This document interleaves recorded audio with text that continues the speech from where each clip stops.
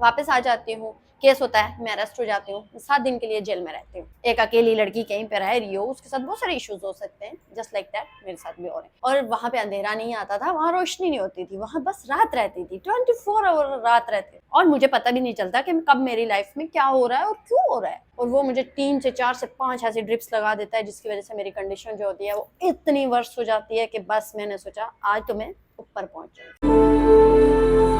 Hey everyone, कैसे हो आप सब? आई होप आप सब ठीक होंगे, खुश होंगे, मजे में होंगे और अपनी लाइफ को एंजॉय कर रहे होंगे। तो welcome back to my channel. So आज मैं बता रही हूँ आपको कि अभी जनवरी स्टार्ट हो चुका है और आज लिटरली जनवरी की क्या डेट है आपको देख लेना जब मैं वीडियो अपलोड करूंगी, क्योंकि आज के दिन मैं वीडियो अपलोड करने जा रही हूँ। आपको पता है कि हर साल मैं एंड ऑफ द ईयर को अपनी डियर डायरी अपलोड करती हूँ कि पूरे साल में मैंने क्या सीखा, क्या पाया, क्या खोया। हर एक लाइफ में होता है, सो मेरी लाइफ में भी है। बट दिस ईयर मैंने अभी तक डियर डायरी नहीं अपलोड की। उसके पीछे रीजन सिर्फ यही थी कि मैं डियर डायरी अपलोड करने के लिए मेरे पास जगह ही नहीं थी जहां बैठ के मैं बनाऊं। Literally, can you understand me? कि मतलब एक होता है जैसे अभी ये मेरा घर है, मैं घर के अंदर बैठी हुई हूँ और सामने से लाइट आ रही है और लाइट के अंदर बैठकर मैं अपनी वीडियो शूट कर रही हूँ। और इससे पहले मैं जहाँ रह रही थी कुछ दिन, और वहां पे अंधेरा नहीं आता था, वहां रोशनी नहीं होती थी, वहां बस रात रहती थी, 24 आवर रात रहती थी। और चुन्ने चुन्ने बल्बों की लाइट जो है वो मेरे फेस पे पड़ती ही नहीं थी और उसकी वजह से मैं वीडियो नहीं शूट कर पाई। सो इसलिए लेट हो गई। So I am sorry if you mind. कैसे माइंड किया होगा, आपने तो देखा ही नहीं होगा। और अगर आपने देखा है तो लास्ट टाइम मैंने अपने सारे व्लॉग्स में मैंने अपनी शिफ्टिंग की स्टोरी बताई कि मैंने कैसे अपना घर लिया और शिफ्ट करके आई एम सो रिलैक्स्ड नाउ, क्योंकि मेरे घर में अब सुबह भी होती है, दोपहर भी होती है, शाम भी होती है, रात भी होती है, और सूरज भी निकलते हुए दिखता है और रात होते हुए भी दिखती है। इसलिए I am so excited for that. So अब डियर डायरी की स्टोरी स्टार्ट करते हैं। I have a diary. ये है जी मेरी डायरी। इसके अंदर पूरी मैंने कहानी लिखी हुई है। सो आप इंटरेस्टेड हो? वीडियो एंड तक देखना और लाइक, शेयर और सब्सक्राइब जरूर करना और कमेंट भी करना अगर आप कोई भी चीज मेरी इस स्टोरी के अंदर रिलेट कर रहे हो तो जरूर करना। स्टार्ट होता है 2024। आई वॉज इन कराची और मेरी लाइफ सेटल चल रही है। 4-5 साल से मैं कराची में हूँ और सारी चीजें नॉर्मली चल रही हैं। एट दैट टाइम मेरी लाइफ में एक बड़ा ऐसा फेज आता है जो सबकी लाइफ में आता है। सो वो इमोशनल फेज जिसको आप कह सकते हो, जब आप इमोशनली कोई भी डिसीजन ले लेते हो और आपको पता नहीं चलता आपने क्या डिसीजन लिया है। ठीक है। सो उस टाइम पे मैं भी लेती हूँ एक डिसीजन और मेरी लाइफ जो है नॉर्मल चलते चलते चलते चलते चलते ऐसे ऐसे होना शुरू हो जाती है और मुझे पता भी नहीं चलता कि कब मेरी लाइफ में क्या हो रहा है और क्यों हो रहा है। और मुझे पता होना चाहिए था बट नहीं पता, क्योंकि I was emotionally very dull, stupid, जितने भी चीजें आप कह सकते हो वो हो चुकी है मेरे साथ। और क्या होता है, सबसे पहले मेरी जॉब चली जाती है और आई वॉज लाइक यार अब मुझे क्या करना चाहिए, मेरी तो जॉब चली गई।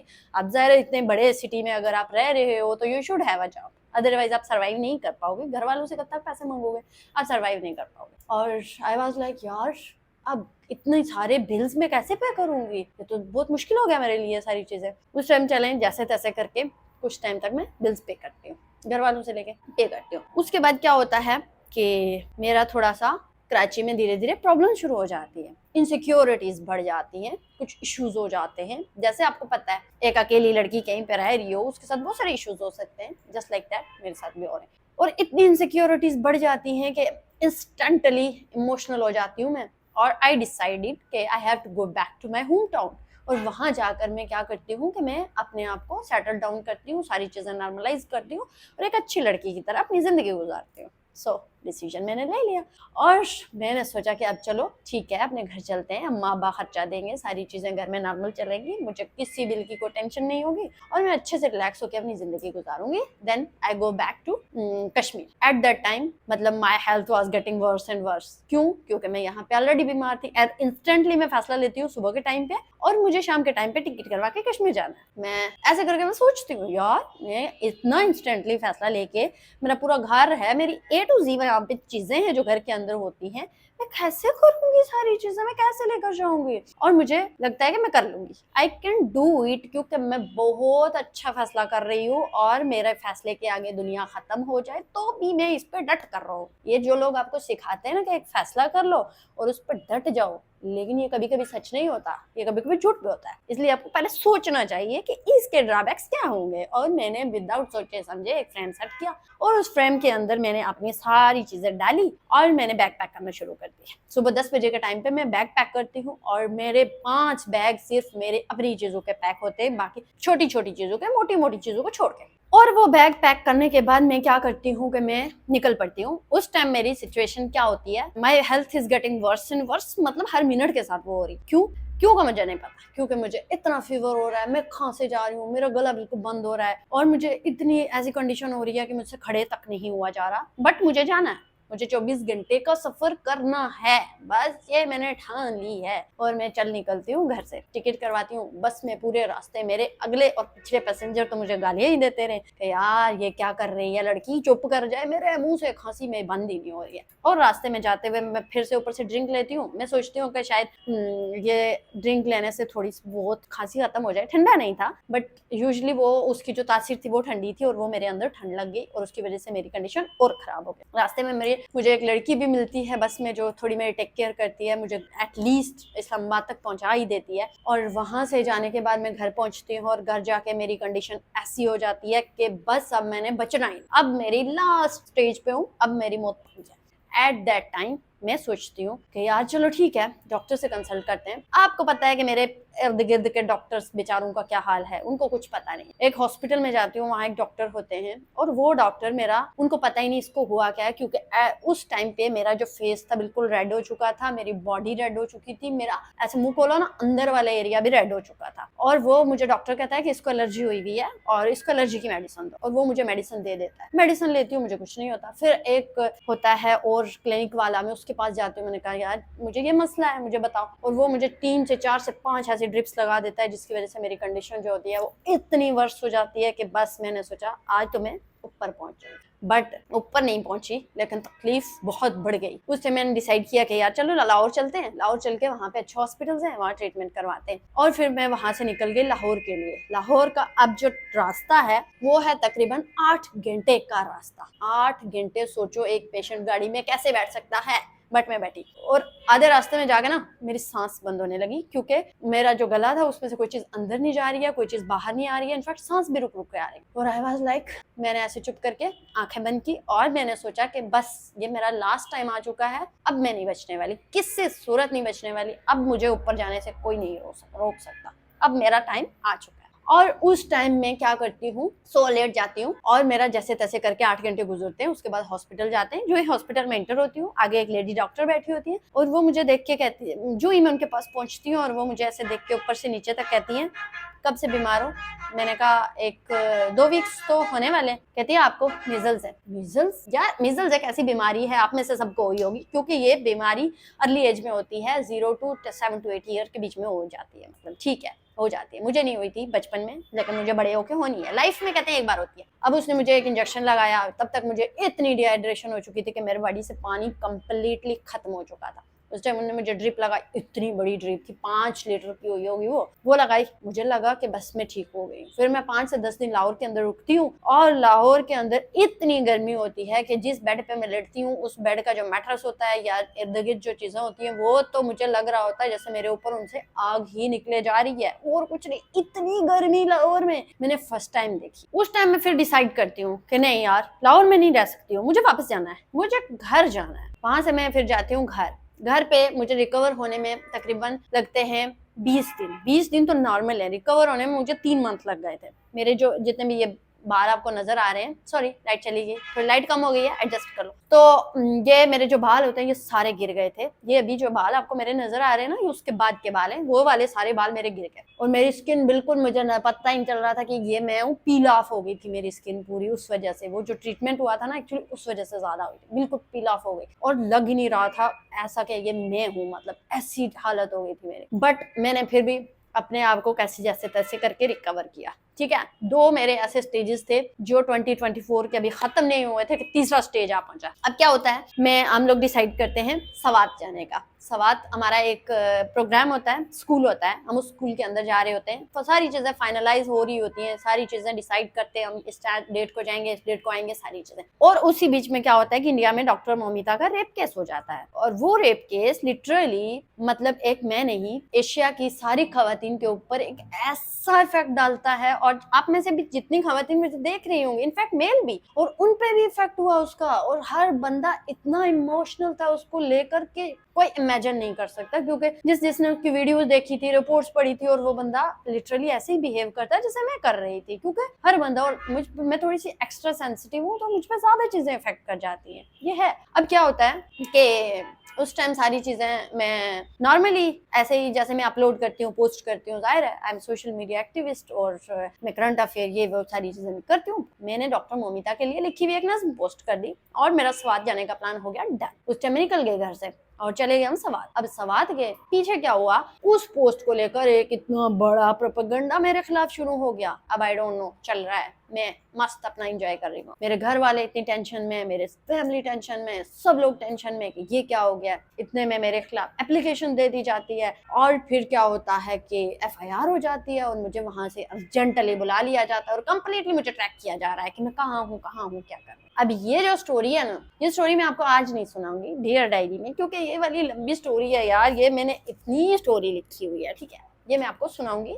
मुझे बताना अगर आप चाहते हैं A to Z मैं आपको एक एक चीज बताऊंगी, कुछ फैक्ट्स भी हैं उसके अंदर जो कि शायद जानने आपके लिए जरूरी भी है, तो कमेंट करना अगर आपको वो स्टोरी चाहिए तो। सो फिर क्या होता है, मैं वापस आ जाती हूँ, केस होता है, मैं अरेस्ट हो जाती हूँ, 7 दिन के लिए जेल में रहती हूँ, और जेल में रहने के बाद वहां तक तो चीजें ठीक थी। जब मैं बाहर आती हूँ तो बाहर एक नई दुनिया होती है, मतलब फैमिली में कुछ स्पोर्टिव करैक्टर होते हैं आपके, और उनको छोड़ के बाकी सारे लोग तो ऐसा लगता है जैसे मैं पता नहीं कौन सा क्राइम करके आई हूँ। Literally they are behaving like me, मैं एलियन हूँ या मैं क्या हूँ, मैं दुनिया की सबसे जहान की खराब तरीन लड़की हूँ जो ये कर रही हूँ, वो कर रही हूँ, फलां कर रही हूँ, मतलब ऐसी हूँ। ज़ाहिर है मैं एक ऐसे एरिया से बिलोंग करती हूँ जहाँ पे बहुत सारी चीजें अभी नहीं पहुंची हैं, और वो बहुत ही बैकवर्ड सोसाइटी है, और मैं वहां से बिलोंग करती हूँ, और वहां पे ये सारी चीजें हो जाती हैं। फैमिली, सोसाइटी सारे मेरे खिलाफ हो जाते हैं, ऐसी ऐसी बातें मुझे कही जाती हैं कि मेरी मेंटल हेल्थ पे इफेक्ट होता जा रहा है। उन चीजों से नहीं हुआ जो बाहर हुई हैं या सोसाइटी से हुई हैं, जो चीजें घर या इर्द गिर्द के माहौल से हो रही हैं वो मुझे पे इफेक्ट कर रही हैं, और बुरी तरह से कर रही हैं। कोई भी चीज है अगर वो सोसाइटी की हद तक है तो आप उसको टॉलरेट कर सकते हो, बट हमारी सोसाइटी में एक लड़की का जेल जाना ऐसे समझा जाता है कि जैसे उसके अब माशरे में कोई वैल्यू ही नहीं रही, वो अब इस सोसाइटी में रहने के काबिल ही नहीं रही, ये सारी चीजें। और that things effect on my mental health literally directly कर रही थी, कोई इनडायरेक्टली नहीं कर रही थी, क्योंकि बहुत सारी चीजें ऐसी थी जो फैमिली के अंदर से भी बोली जाने वाली थी, और वो तो टॉलरेट करना मेरे लिए बिल्कुल कतई नामुमकिन हो गया था। एट दैट टाइम मैंने सोचा कि लाइफ में कभी भी जब आपको कोई डिसीजन लेना हो तो आप ये मत सोच के लो कि you have to stuck on it for the lifetime. No, sometime ऐसा होता है कि आपको किसी भी डिसीजन अगर आपने लिया है तो आप उसे क्विट भी कर सको, और उसको आप अगर एग्जीक्यूट कर रहे हो कहीं पे अपने उस जो आपके माइंड में आइडिया है उसको कर सकते हो तो करो। अदरवाइज कहीं ना कहीं अगर आपको लगता है कि वो जो आइडिया है या वो जो आपका डिसीजन है कहीं ना कहीं आपको इफेक्ट कर रहा है, तो you should quit and you should know it के कब उसको क्विट करना चाहिए और कब उसको आगे लेकर आपको चलना चाहिए, उस पर स्टक रहना चाहिए। और ये चीज जो थी ये वहां पे मैंने सीखी थी, क्योंकि वो जो बिहेवियर था सोसाइटी का या फैमिली का वो मुझ पे इतनी बुरी तरह से इफेक्ट कर रहा था कि मैं उस टाइम अपने आप को उस सिचुएशन से सिर्फ निकालना चाह रही थी, और उसके लिए मुझे लग रहा था कि मुझे अपने इस डिसीजन पे स्टक रहने से बहुत सारा आगे भी जो मेरा लॉस होगा वो हो जाएगा। That's why I quit that decision. अगर आप स्टूपिड डिसीजन ले चुके हो तो आप क्विट कर सकते हो, और आपको पता होना चाहिए कि आपने कौन सी जगह पे क्विट करना है। सो मैंने सोचा और सारी चीजें, और then I came back to the Karachi. और यहाँ पे आने के बाद अब सबसे बड़ी प्रॉब्लम शुरू हो गई। प्रॉब्लम ये थी कि मैं कैसे रहूंगी यहाँ पे और मैं क्या करूंगी यहाँ पे। क्योंकि मेरे पास रहने के लिए कोई जगह नहीं है, और जहाँ मैं रह रही हूँ, मैं वहाँ रह रही हूँ, मैं सारी चीजें सोच रही हूँ, I have to manage this, मेरे पास जॉब नहीं है, मेरे पास बिल्स पे करने के लिए यूटिलिटी के लिए पैसे नहीं है, और सारी चीजें मैं कैसे करूंगी। बट मेरे अंदर एक चीज है कि यार नहीं, I should concentrate on my mental peace, और मेरा जो मेंटल पीस है वो कहीं नहीं जाना चाहिए। और फिर मैं उसके बाद अपनी जितनी भी सारी चीजें हैं उनको सेटल डाउन करने की कोशिश में लग गई, और फाइनली मुझे 2 मंथ लगे, और सारी चीजें अभी ये जो आपको दिख रहा है, मैं एक जगह पे बैठी हुई हूँ जो जगह मेरी है, मेरी सिर्फ मेरी, और उस जगह पे मुझे बैठते हुए अच्छा लग रहा है, सुकून मिल रहा है, क्योंकि मेरी जगह है और यहाँ पे कोई भी नहीं है जो इर्द गिर्द मुझे टॉर्चर कर रहा हो। और एट दैट टाइम जब ये केस हुआ तो मैं आपको बताऊं कि बहुत सारे मेरे फ्रेंड्स मुझसे डिटैच हो गए, और मेरे लिए सबसे पेनफुल चीज वो थी कि वो लोग जो मेरे साथ अटैच थे और एकदम से उनको लगा कि यार ये लड़की जाने क्या है, जाने क्या है, क्योंकि I belong to very very conservative environment, जहाँ पे एक लड़की के लिए बोलना, जहाँ एक लड़की के लिए लिखना, जहाँ एक लड़की के लिए सोचना तक माना है, मैं वहां से बिलोंग करती। और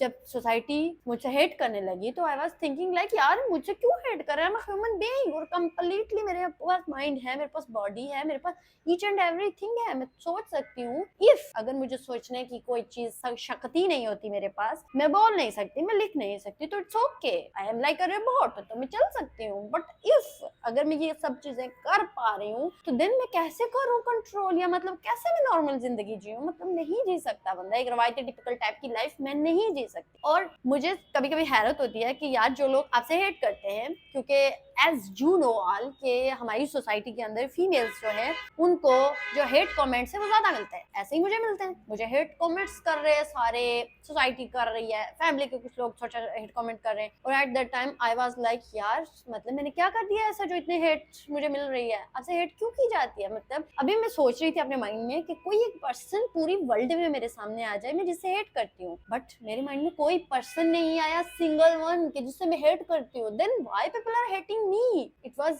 punching question for me. Can you imagine, मतलब जब आप अकेले में बैठे हुए हो और आप सोच रहे हो कि आपके माइंड में क्या चीज क्लिक कर रही है, तो आपके माइंड में ऐसी चीज पंचिंग लाइन क्लिक करेगी यार कि ये मुझे फलाने बोल दिया, क्यों बोल। हालांकि मुझे हेट कमेंट से इतना फर्क नहीं पड़ता, I am okay with that, क्योंकि बचपन से मैं सारी चीजें सह रही हूँ, मैं चीजें जान रही हूँ, और मुझे पता है कि ये सोसाइटी एक फीमेल को हिट करती है जब वो बोलती है, और स्पेशली उन फीमेल्स के लिए नहीं बोलती है जो नॉर्मली वीडियोस बना रही है या नॉर्मल काम कर रही है जो उनके फायदे के लिए, उनके लिए नहीं बोल रही है, बट उस फीमेल के लिए ये बोलेगी जो फीमेल आपको कहीं ना कहीं आपके इक्वल में आ रही है, उसके लिए वो आप बर्दाश्त नहीं कर पाएंगे। ये वो वाली सोसाइटी थी जहां से मैं बिलोंग करती हूँ, जो मैं चीजें फेस कर रही हूँ। तो फिर फाइनली मैं पहुंच गई कराची। अब कराची आने का मेरा मतलब ये नहीं था कि मैं उन सारी चीजों से, वो जो हेट कमेंट्स वाले या हेट करने वाले लोग थे जो मेरे खिलाफ सारा प्रोपेगेंडा कर रहे थे, मैं उनसे डर गई हूँ। No, it's not about that, क्योंकि मैं अपनी लाइफ के ग्रोइंग फेज में हूँ और मुझे इस फेज पे चीजें क्विट नहीं करनी, क्योंकि मुझे अभी ग्रो करना है लाइफ में और काफी आगे तक ग्रो करना है। So I have to move on. So मैं मूव ऑन करते करते अपनी चीजें लिखना नहीं भूली, क्योंकि मुझे पता है कि लास्ट टाइम जो मैंने मिस्टेक्स की हैं या जो मेरी नहीं थी मिस्टेक्स, सोसाइटी अपनी मिस्टेक्स को मेरे ऊपर डाल रही थी, मुझे उनको कैसे सेटल डाउन करना है या मैंने उनके साथ साथ उनको लेकर कैसे चलना है। So my decision was like that, क्योंकि वहां पे मेरे पास अपॉर्चुनिटी नहीं है। एक लड़की जो काम कर रही है, जो लिख रही है, जो बोल रही है, जो बहुत सारी, जो इंडिपेंडेंट है, सबसे बड़ी बात जो इंडिपेंडेंट है अपनी हर चीज में, अपने हर काम करने में, उसको आप ऐसी से बंद पिंजरे में डाल देते हो जहां उसके लिए कोई भी काम नहीं होता, कोई अपॉर्चुनिटी नहीं होती, उसके लिए कुछ भी नहीं होता। सो वो कैसे करेगी हैंडल, मतलब एक उड़ते परिंदे को आप पिंजरे में कैद कर दो, जब जू में जाके देखते हो तो वो कैसे करता है। जस्ट लाइक दैट हमारी सोसाइटी ऐसे है। अदरवाइज हम तो बचपन से ये चीजें फेस कर रहे होते हैं, हरासमेंट तो हम फेस कर रहे होते हैं बचपन से लेकर, हम बाकी सोसाइटी के साथ लड़ के यहाँ पर पहुंचते हैं। एट दैट टाइम अगर हम अपनी चीजों को क्विट कर देते हैं, छोड़ देते हैं हम अपनी चीजों को, तो वो जो बहुत सारे लोग हमें देख रहे होते हैं, स्पेशली फीमेल्स, और वो क्या होता है, डिमोटिवेट हो जाती है। तो इसलिए कहीं ना कहीं जरूरी होता है अपने आप को मूव ऑन करते रहना, मूव ऑन करते रहो, इन सारी चीजों को अपने साथ साथ लिखते रहना। सो मैंने भी लिखा, और फिर क्या हुआ, 2024 एंड पे पहुंचा और दिसंबर आ गया, और दिसंबर में फिर I move toward my favourite city which is Karachi. तो यहाँ पे मैं आई, अपना मैंने घर लिया, और अभी मैं अपने घर में बैठकर जब भी कोई काम करती हूँ और एक माइंडफुल काम करती हूँ, जब मैं लिखती हूँ, जब मैं कुछ भी करती हूँ, तो मुझे ऐसा लगता है यार कि मैंने अपना एक लाइफ का जो स्टूपिड डिसीजन, स्टूपिड नहीं कहूंगी क्योंकि उस टाइम सिचुएशन ऐसी थी, और आप जब एक सिचुएशनशिप में होते हो तो तब आपको ये लगता है कि अगर आप इस सिचुएशनशिप से जंप करके दूसरी सिचुएशन में जाओगे तो मे भी आपकी जो चीजें जो खराब हो रही हैं वो ठीक हो जाएं, बट ऐसा होता नहीं है। सिचुएशनशिप इज सिचुएशनशिप, आप कभी भी उसमें अपने आप को एडजस्ट नहीं कर सकते, ना वो आपको अपने आप में एडजस्ट कर सकती है, क्योंकि ये चीजें बस एक दिखने में एक इल्यूजन टाइप का है और अंदर से जाओगे आपको तो खाली खाली मिलेगा, अंदर कुछ नहीं होता इन चीजों में। सो मेरे साथ भी ऐसी सिचुएशनशिप थी और सिचुएशनशिप से मैंने जंप किया और जंप करने के बाद आगे मजीद बड़ा खड्डा आया और मैं उसमें गिर गई, और उससे जब मैं बाहर निकली तो I was like a new born baby. मुझे नई चीजें फिर से करनी है, नई चीजें फिर से स्टार्ट करनी है। सो I decided to be here for next I don't know 1 साल 2 साल 3 साल 4 साल 10 साल कितने साल, और I have to work on myself, I have to work to grow up and और भी बहुत सारी ऐसी चीजें हैं जो इन फ्यूचर मैं आपको बताऊंगी अपनी स्टोरी टेलिंग में। बट ये जो हैपन्स थे जो 2024 में मेरे साथ हुए हैं ये काफी ज्यादा डिफिकल्ट थे, बिकॉज 2023 में मैंने बहुत एक एंजॉय वाला ईयर था मेरा, वो मैंने गुजारा था, but this year was very difficult for me, but I enjoyed it as well, क्योंकि बहुत सारी चीजें न्यू थी जो मैंने एक्सपीरियंस की और आई लव इट। एक्सपीरियंस नई चीजें करनी चाहिए, हर भी चीज लाइफ में एक्सपीरियंस करनी चाहिए जो एक ह्यूमन बीइंग के लिए है, और अगर आप नहीं एक्सपीरियंस करते और आप ऐसे ही मर जाते हो तो कहीं ना कहीं आपको अपने जो ओल्ड एज होती है ना वहां जाके लगेगा यार मैंने ये चीज एक्सपीरियंस की होती तो क्या होता, ये चीज एक्सपीरियंस की होती तो क्या होता, और वो जो चीज है ना वो मैं नहीं करना चाहती थी, इसलिए मैं जितनी चीजें मैनिफेस्ट कर रही हूँ ना वो हो जाती है। सो गाइज ये थी मेरी डियर डायरी, आई होप आपको अच्छी लगी होगी, आपको मजा आया होगा, आपने एंजॉय भी किया होगा और सैड भी हुए होंगे, क्योंकि मैं सैड नहीं होती हूँ, I am very strong person, और समटाइम मैं हो भी जाती हूँ because I am very sensitive person. और ये जितनी भी चीजें हैं आपको कैसी लगी और आपका 2024 का एक्सपीरियंस कैसा रहा, कोई बैड या गुड मेरे साथ शेयर करना मत भूलिएगा। मिलता है एक नई वीडियो के साथ, नए व्लॉग के साथ, तब तक के लिए स्टे ट्यून विद मी और लाइक शेयर सब्सक्राइब करना मत भूलिएगा। मिलते हैं एक नई वीडियो के साथ, तब तक के लिए stay tuned, bye bye, see you, love you all.